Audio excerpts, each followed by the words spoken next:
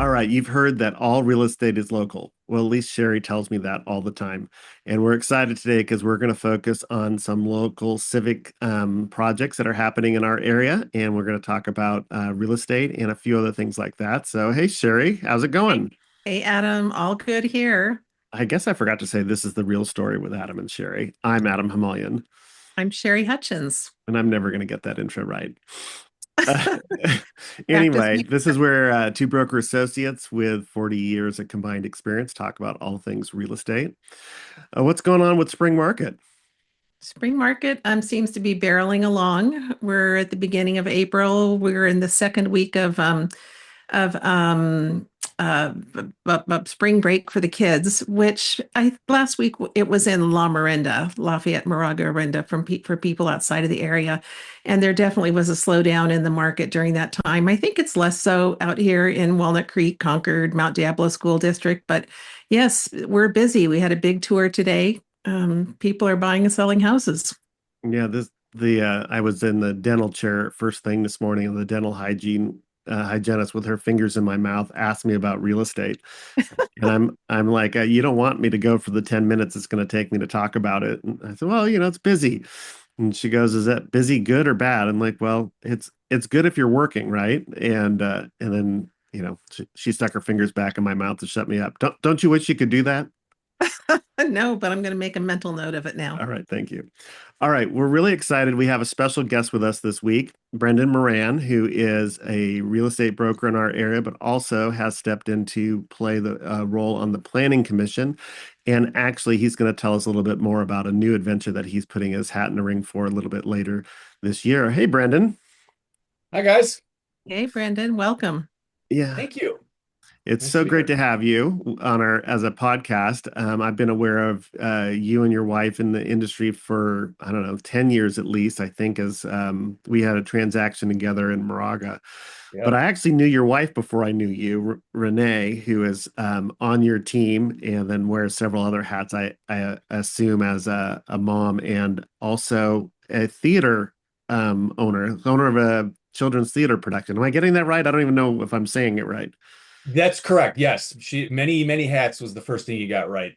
Yeah. She's a mom of three, and she is a choreographer and a dance teacher, and she's got a lot of projects going, which are probably too many to name right now. But yes, a lot of people know her in the community, uh, and she's taken my last name, but only for when people don't know me. So it's Renee DeWeese. A lot of Okay. people know That about. yeah.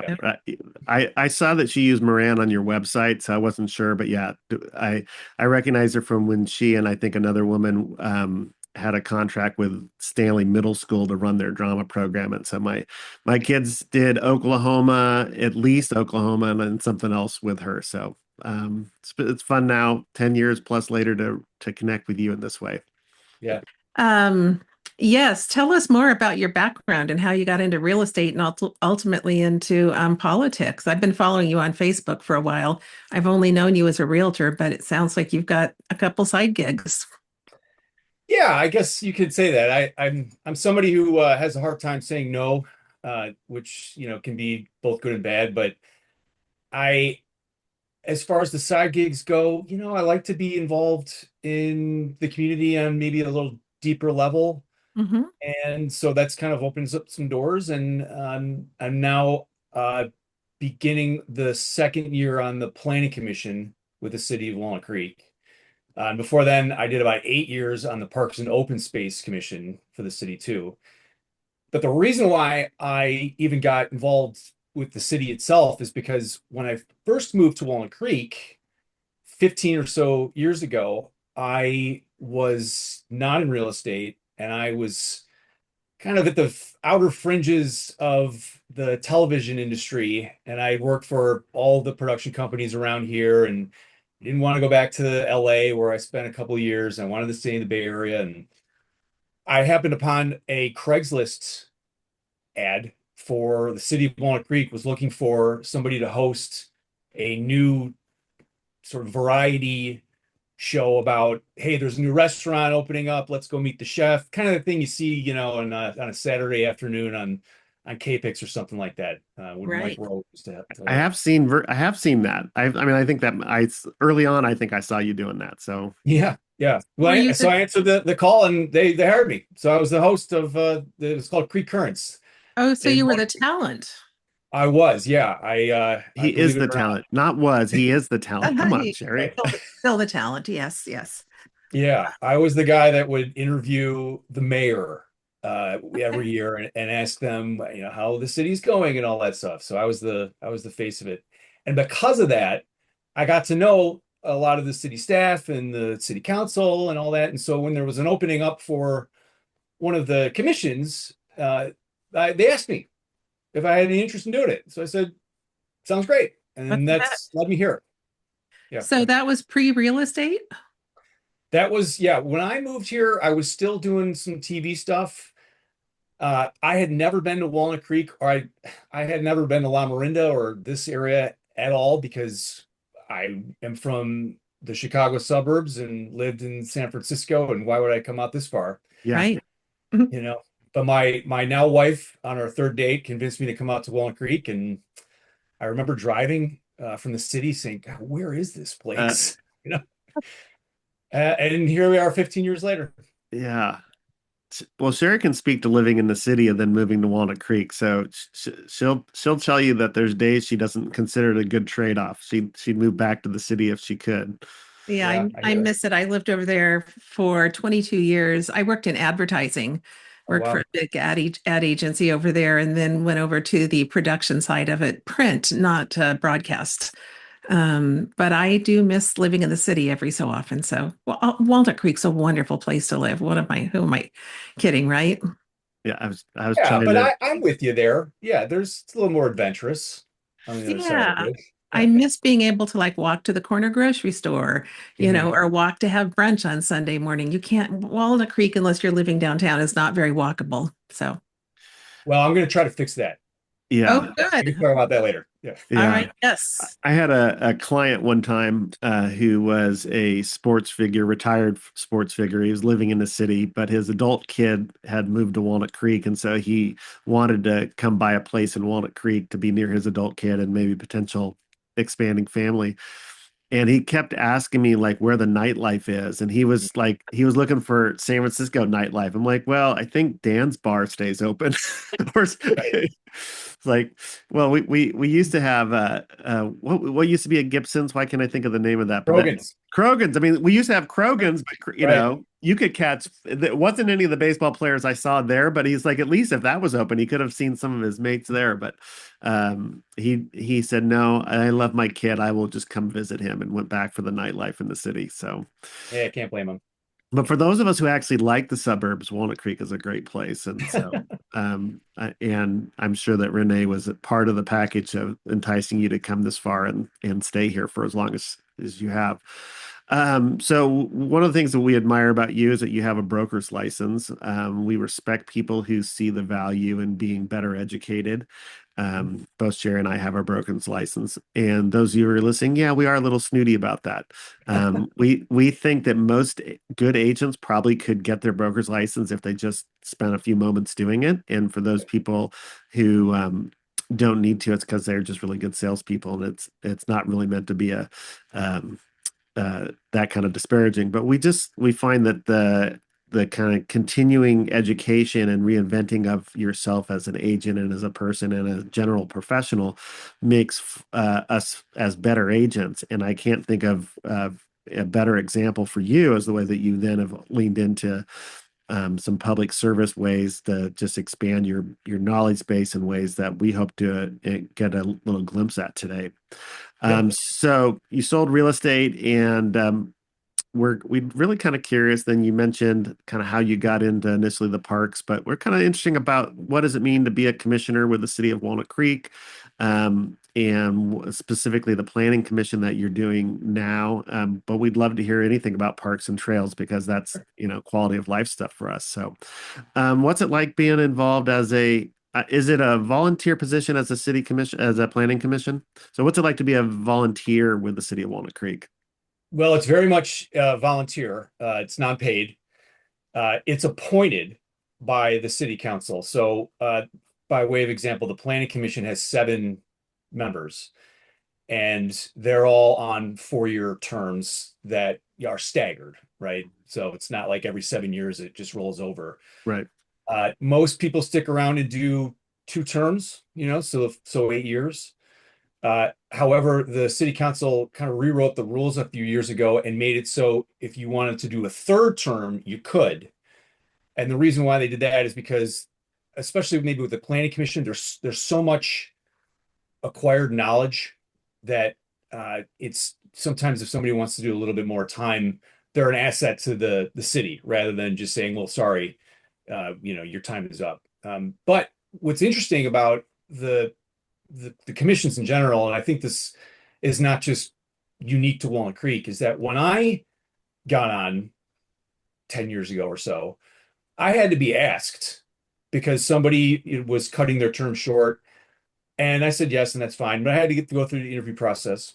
Well, now, because of, I think, what's happening in the national sort of political landscape and people are more tuned in, the last time there were spaces on the Parks and Open Space Commission or the Design Review or the Planning Commission, the city gets a good 30 people.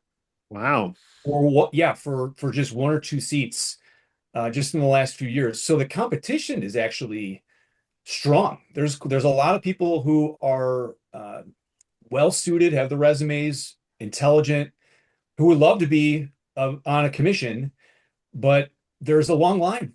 And so yeah, it's really interesting what's happened. And I've watched it happen myself. And I think it's great that so many people want to get involved because I think they think, hey, what can I do? I see what's happening in the world around me and I want to make a difference. And that's kind of an easy way to do it. So I give people credit who do it. And I hope that more spots open up because we need the talent. Yeah, you'd much rather have more people volunteering than having to beat the bushes to get somebody to take a spot who maybe isn't going to be fully leaning into the adventure of it all. So in the planning commission, let's talk about that role a little bit. Maybe you can give us our audience kind of a scope of the stuff that you look at. So you're not the building department, you're not city council. What's the niche that the planning commission reviews looks at? So it does a lot of different things. And I will try to kind of give you the 30,000-foot view is that there's different areas of any city that has specific zoning requirements, right? I can't build an apartment complex next to my house because it's zoned for single family homes, right? And then there's this all other host of regulations that fall into that category of if I want to build an office building on this specific block, the rules say that it has to be this high, but no higher. And it has to have this much amount of setbacks and this much amount of parking. And that's all in the city's code. So what the Planning Commission essentially does is that they look at projects which a developer brings to the city and says, hey, I want to build a townhome complex here, but it's not zoned for that.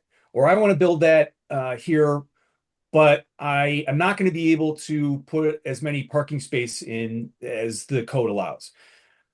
So then the city staff, produce all of these wonderful documents and they present to the Planning Commission the projects itself saying, this is the developer, he wants to do this. And but the rules that we need to sort of accommodate are X, Y, and Z. And sometimes it's less parking, or sometimes it's height restrictions, or what, there's a million different things. And so we essentially say as the Planning Commission, okay, we agree that you can build this or not build this, depending upon does it fit what we're trying to do as the city and working off of the general plan, which says, hey, we need to build housing here, we need office complexes here, and so forth. So it gets very much deep in the weeds, but essentially we approve or deny both large and smaller projects in and around the city. So my impression is about 20 years ago, the city of Walnut Creek made a decision something like this of adding 15,000 units in the downtown area. So that's why we saw all this massive development of apartment buildings like Brio or Lyrics, or I don't know if Mercer had gone in before that or not, but all of those projects. Um, and so is that the kind of thing that would the city planner and the staff would come up like, this is what we think is a good idea, and then the planning commission would make a review of it, and maybe the city council finally voting on it? Is that kind of the work process? Sort of, yeah. The the city's zoning plan is set for right now. What's actually interesting about your question is that Walnut Creek specifically is going to redo what's called their general plan, which gets done every 25 years. And they look at essentially street by street about what we're going to zone for, or maybe let's keep it flexible because maybe, office buildings are not in vogue right now, but we might need them in 15 years. Um, but yes, they look at where we're supposed to be able to build homes. And what's interesting that of what we do right now is that the state of California goes to every city and says, hey, you need to be able to zone for this many homes, Walnut Creek or Lafayette or Orinda, depending on a million different things, how many people you have, the land and all this. Well, the state of California says to Walnut Creek, you have to be ready for 5,800 homes, Walnut Creek, in the next 8 years. And we're 2 years into 8 years. We're probably not going to hit those numbers because the city doesn't build homes themselves. They just make it so developers can do it. Right. Um, so there is pressure to meet what the state has required that cities do, and cities feel this pressure. They can't all do it. But we have regulations that the state has said that the cities are supposed to be able to do. Whereas if it's like a larger development, I can't just raise my hand and say, I don't like that color. We're going to have to go back now and do this, a couple more meetings, and then we kill the deal. Right. So as a planning commissioner, I get to quite a bit of decision-making power on what gets built, but only so much because the state is narrowing the guidelines for what Yeah. cities can approve. Yeah. I So have a my question. brother-in-law, oh, go ahead. I have a question about those 5,800 homes. Is it an equal number of, or how did they divide up how many are being sold, how many are being rented, the type of home? I mean, is it a variety within that 5,800 number? No, they're not based on like single family homes or apartments or condos or whatever. What they Uh-huh. are though based on is affordability Okay. rankings. So All right. there's your general, but then there's a large percentage is medium level income, low income, very low income. I'm probably misstating the actual like what they're called parameters, but that's what it is. So the Yeah. city has to allow for a certain percentage of those types of income levels. And Okay. and they're gonna be because we don't have any land anymore. Right. You can build a single family home here and there, but it's just going to be a drop in the bucket compared to the couple 100 unit buildings, which is what we're going to start to see. Oh, Yeah. interesting. Very So, interesting. so some of our audience might be familiar with the term below market or BMR residents and below market rate. Um, and so when you're saying those different price points, some of those might be artificially held low, and others are just scope of, quality of size finishes might be less expensive, right? It's some of it's artificially low and some of it's just a quality. Exactly. Yes. Some of it's mandated, right? Where you guys know you cannot make over a certain amount. If you've got four kids, your income has to be, which is actually in the six figures in California. It's ridiculous. Yeah. We sold one out on Oak Grove that was a resale. So the original owner who got it as a BMR qualifier had to sell it, and then so we were the listing agents, and it was one of those really kind of weird things to get used to. It's like, well, we're not allowed to sell it for more than X price, Right. and it was during COVID. And It we was were on doing, you remember, El Paseo, right? yeah, El Paseo, Yeah. Yeah. and and uh, and so we had to do by appointment. We had appointments all day 15-minute minute windows. We had to go in and sanitize the hand railings and everything in between showings. And I think like one day we had like 50 showings like that. So I was sitting in front in a lounge chair and a cooler, and Sherry brought me Otter Pops because we had, and to be clear, all of Was these people qualified for the below market rate. Like Wow. we vetted their age with their agent. Yeah. Don't waste your time. These are our parameters. And it just was heartbreaking because there was one home, and here was, Yep. 50 families or so who were choosing from where they were living in maybe a two-bedroom condo or a two-bedroom renting and here was this beautiful three-bedroom townhouse. It So was anyway, heartbreaking. It was shocking how low the price was, and they couldn't go a penny over that. That is restricted by the city.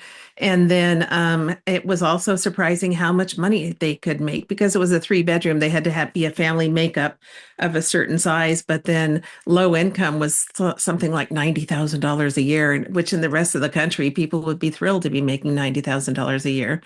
But here, that's low income. and we got 11 applicants. And because you Wow. couldn't distinguish on price and really income, it was a virtual coin toss on how we Yeah. picked. I mean, because it was like 11 people all could have bought it. And that, anyway. And Uh, also walking the fine line of fair housing and being fair, making sure that we didn't well, discriminate against anybody.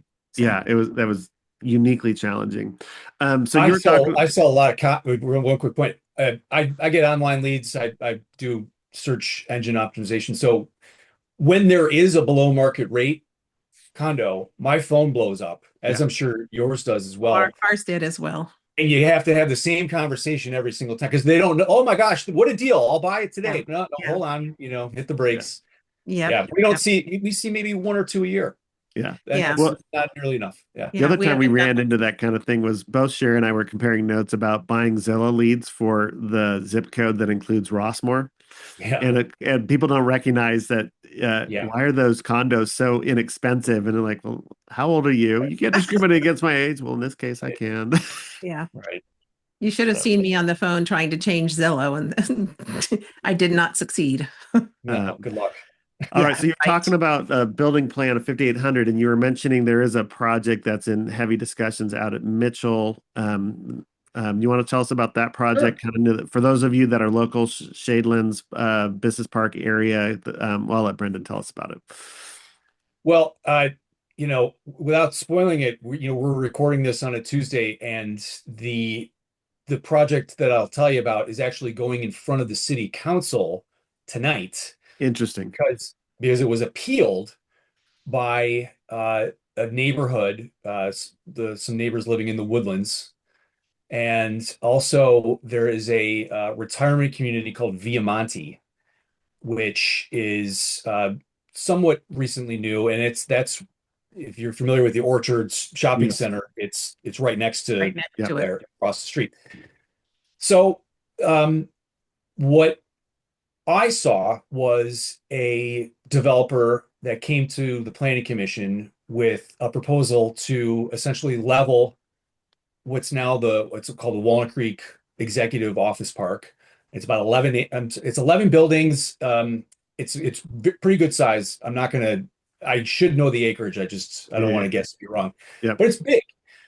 And they want to turn that essentially into 422 townhomes. Uh, the prices you guys can guess, they're, I think, 3 bed, 4 bed type units. So, the 900, 1.2 million, something like that. It's not for Yep. me to say, but Yep. that kind of vibe. Yep. And what's kind of interesting about that, and we can kind of really go deep into the weeds, but it's a microcosm of what's happening in California right now, is that communities feel, rightly or wrongly, that there's already too many people here, that it's hard to get around, and that there's traffic is as bad as it's ever been.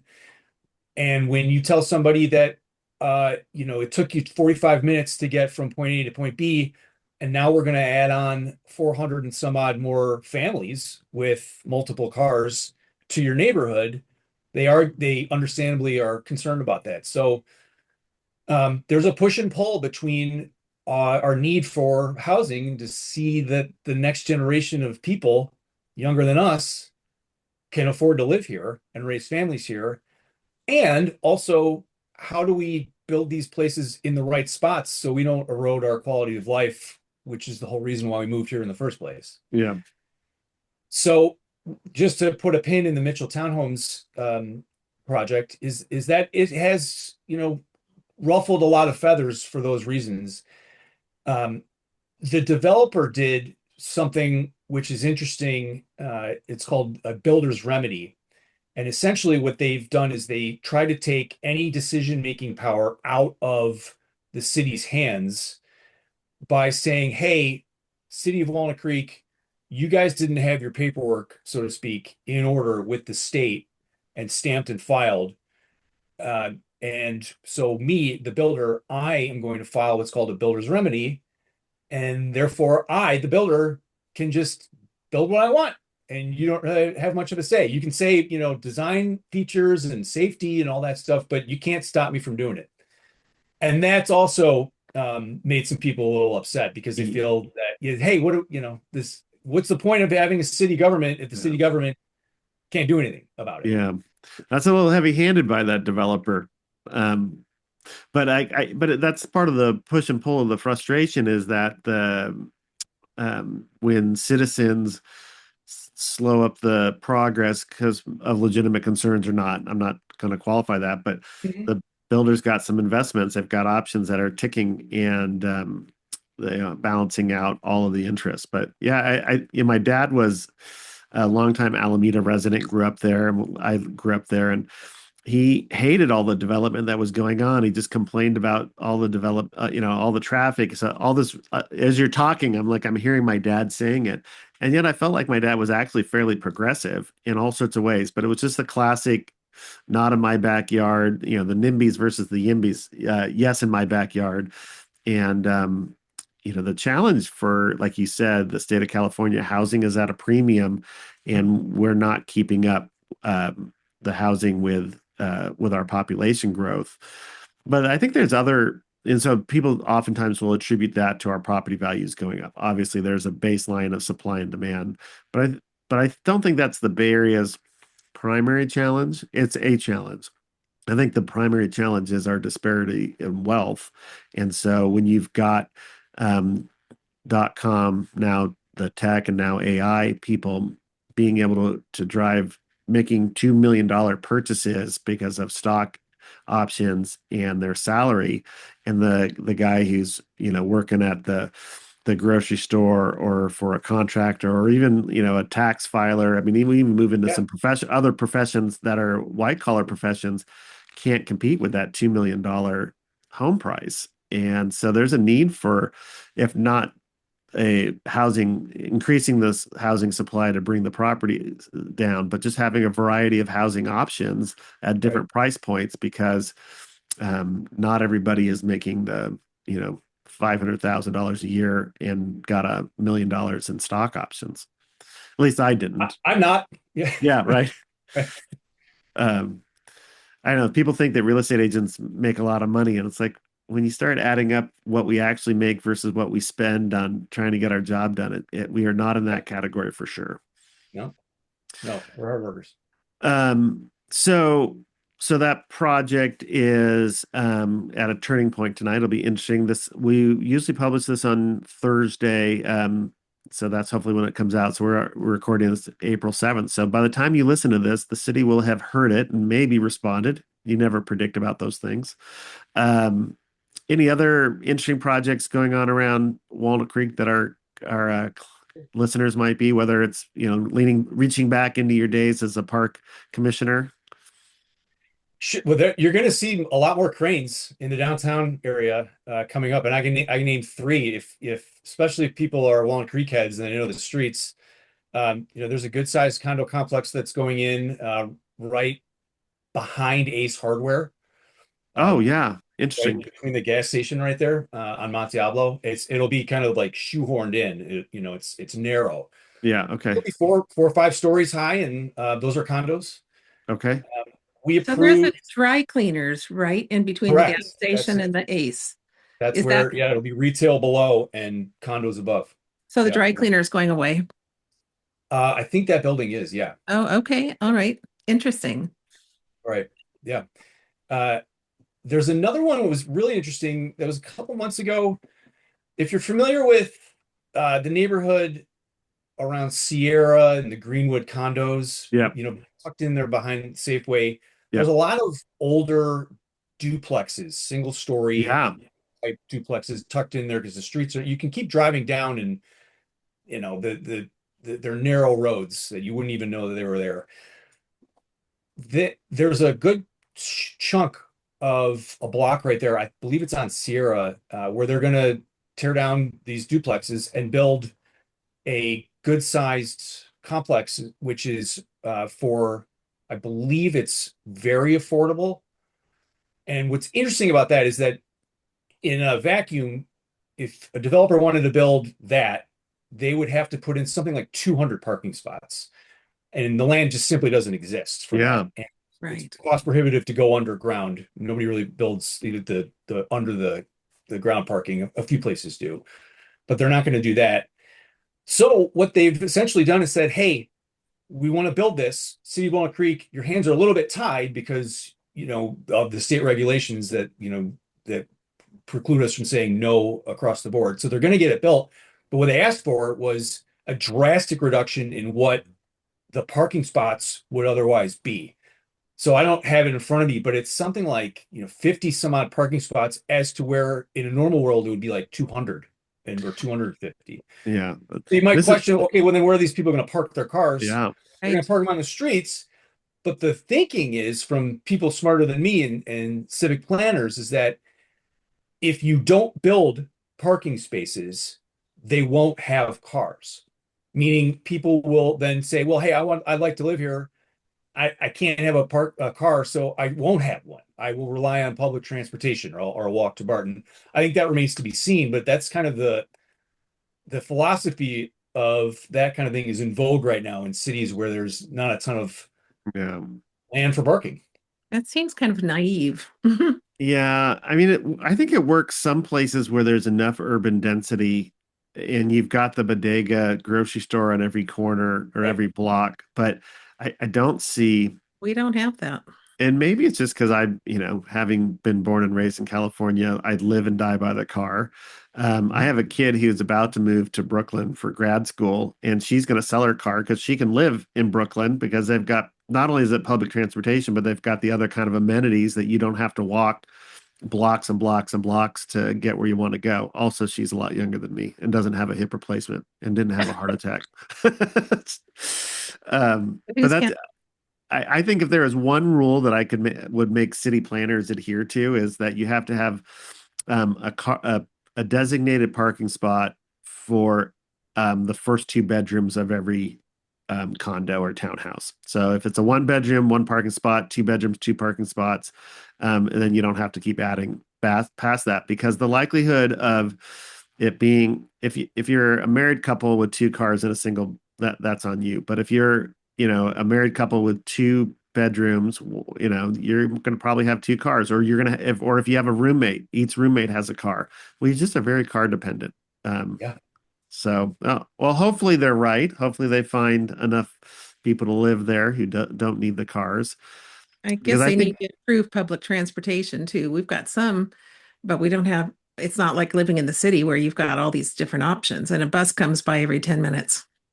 That's a great point, Sherry. Yeah, you're right. If you're lucky, Yeah. and also there's cuts to the county transportation. So I think the bus lines are actually who knows what they're going to look like in a couple of years. I mean, hopefully Right. the money is there to keep funding them. But it sounds all good in theory, I guess. Right? Yeah. I guess we'll see.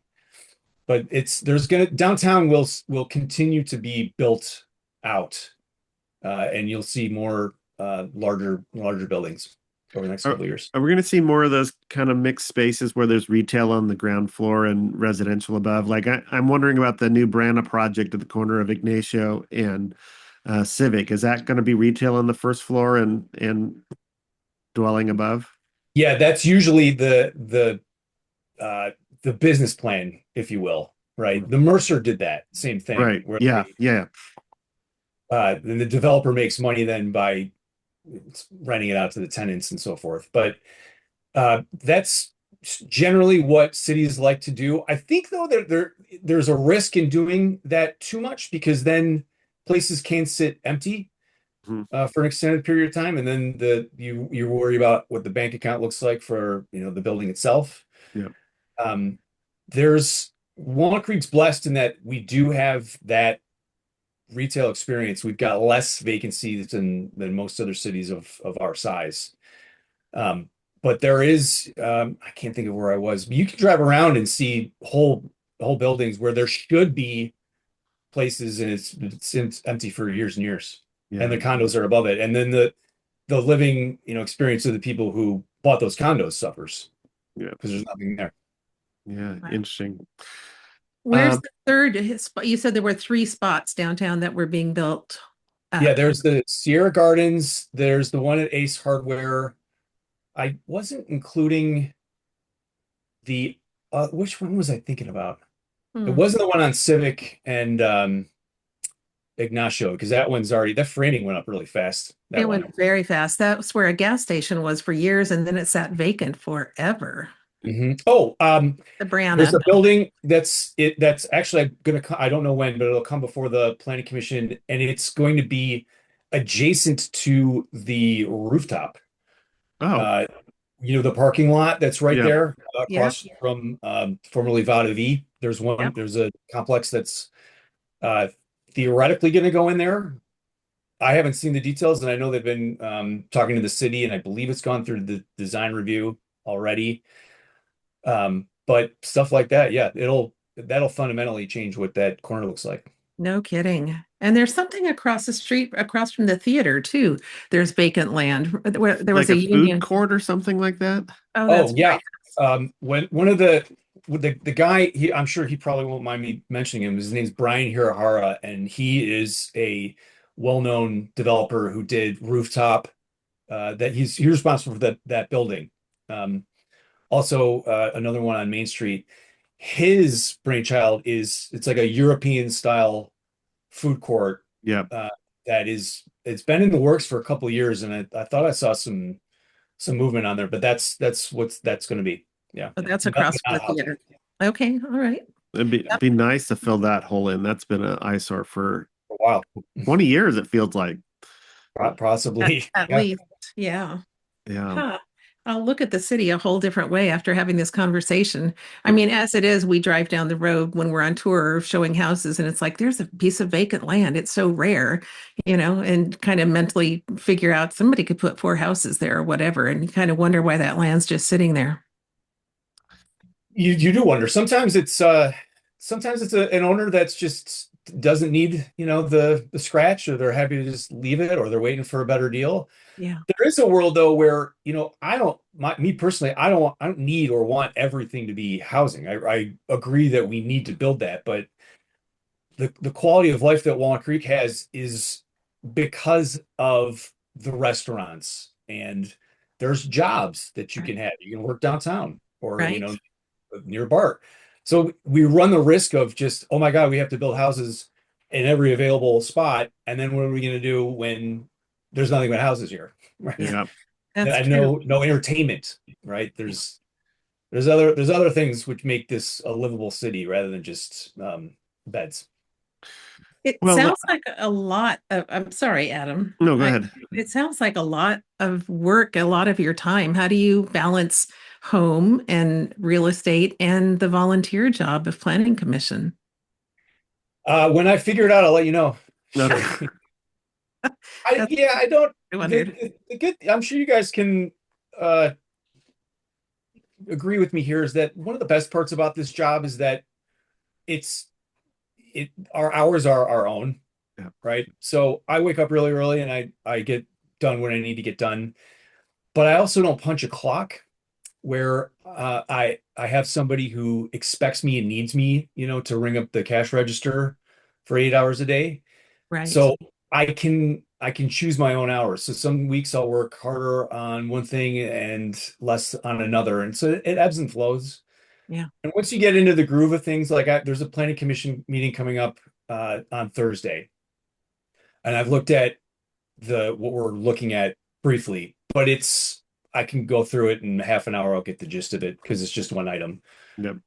But I would rather have that and be very busy and strapped for time than twiddling my thumbs and wondering what I could also do with myself. And because Right. it's not, I just get bored working all day, you know. Yeah. Yep. That makes sense.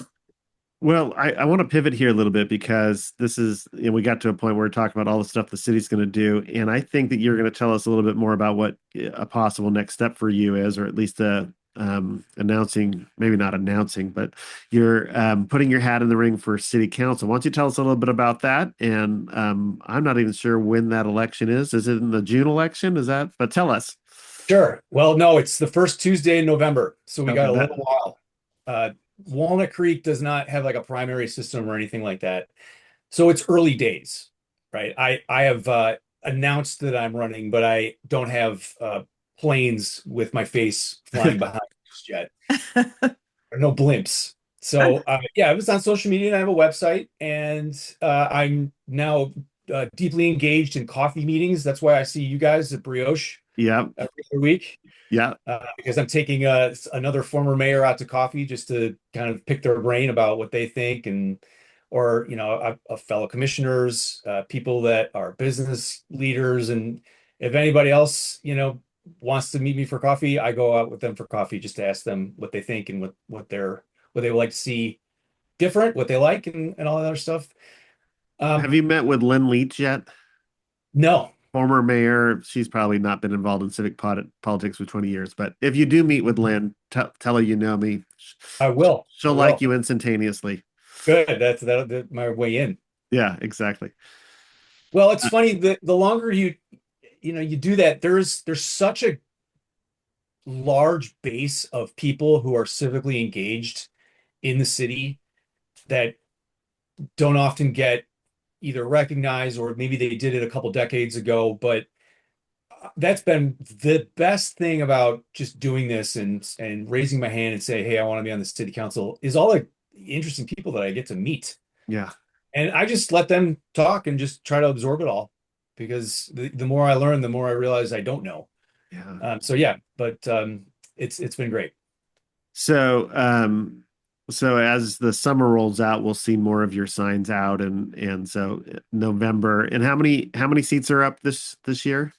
So there's two incumbents, Okay, meaning there's five people on the city council right now. Three of them uh, don't have to worry about anything for a few years, okay, but two of them are nearing the end of their term, their 4-year yep, term. okay, You'll have to ask them what their plans are for whether they're going to run okay. again. We'll see what the field looks like, come the summertime. But uh, that's where we're at. And so I'm doing all of the grunt work right now. But yes, the flashy lawn signs, they come later. There's Uh, actually rules about that. You can't put them in the grounds 90 days before election day. yeah, I think I referenced your sign previously. Um, because a friend of mine made a joke on social media about he can't tell. There's so many signs out, he can't tell Yeah, whether they're real estate agents or they're candidates. I'm like, well, I got a friend who's a real estate agent and a candidate. yeah. Free advertising, I guess, right? I guess I'm not sure, but anyway, Not free. Yeah, but yeah, not free. Yeah.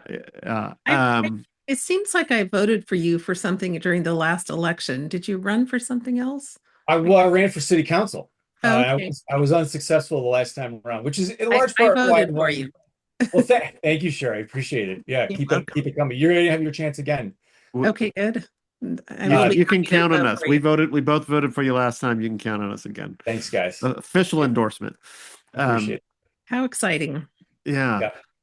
So we're going to put all your contact information in our show notes. So it'll be your real estate contact info. I don't know if you have a city commissioner, planning commission website, but whatever you give us, we'll put that. And then of course we'll want to have your city council campaign website and whatever else there. So please share that with us. And if you're listening and you'd like to know more about Brendan, we'll make sure we have that information there.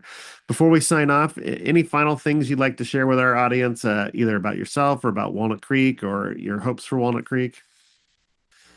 Yeah, briefly, I just think that we're living in a very interesting time in our beautiful city that we can make smart, informed decisions about how we grow and where we grow and what the next generation of people living here get to experience.